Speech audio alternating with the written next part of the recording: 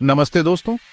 आज मैं एक ऐसी चीज के बारे में बात कर रहा हूं जो मेरे दिल के बहुत करीब है। अपने ग्रह के अद्भुत वन्य जीवों को विलुप्त होने से बचाने की लड़ाई। यह एक बहुत बड़ी चुनौती है, लेकिन साथ मिलकर हम एक फर्क ला सकते हैं। चलिए विलुप्त होने से रोकने के 7 महत्वपूर्ण तरीकों के बारे में जानते हैं। सबसे पहले हमें उन प्राकृतिक घरों की रक्षा करनी होगी जिन्हें वन्यजीव अपना घर कहते हैं।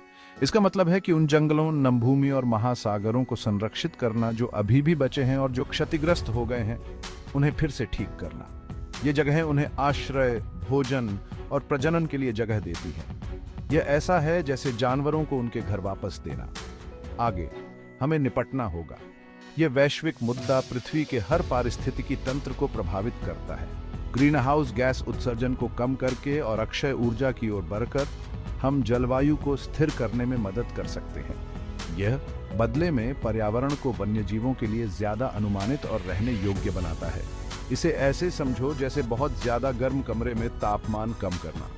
तीसरा बहुत जरूरी है। जानवरों का अवैध शिकार और व्यापार कई प्रजातियों को विलुप्त होने के कगार पर धकेल देता है। कानूनों को मजबूत बनाने और उनके प्रवर्तन से शिकारियों को रोका जा सकता है और लुप्तप्राय प्रजातियों की रक्षा की जा सकती है।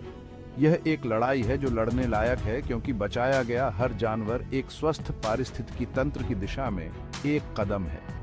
अगला नंबर आता है, हमें यह पुनर्विचार करने की जरूरत है कि हम खेती, मछली पकड़ने और लकड़ी काटने का काम कैसे करते हैं।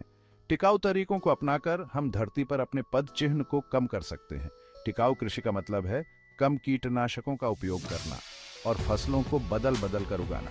टिकाऊ मछली पकड़ने से ज्यादा मछली पकड़ने से बचा जा सकता है और समुद्री जीवन का संरक्षण होता है। टिकाऊ वानिकी का मतलब है जंगल को नष्ट किए बिना पेड़ों की कटाई करना।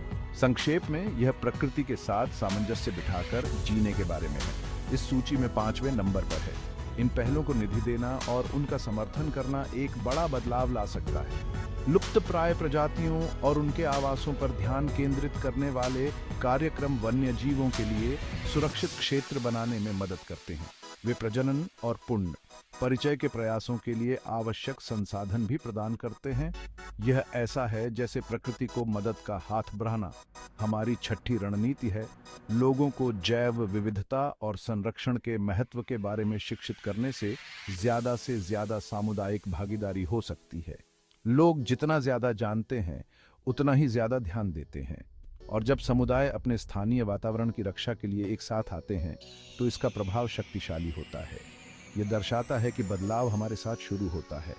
अंत में प्रजातियों की जरूरतों को समझना और उनकी आबादी पर नजर रखना बहुत महत्वपूर्ण है।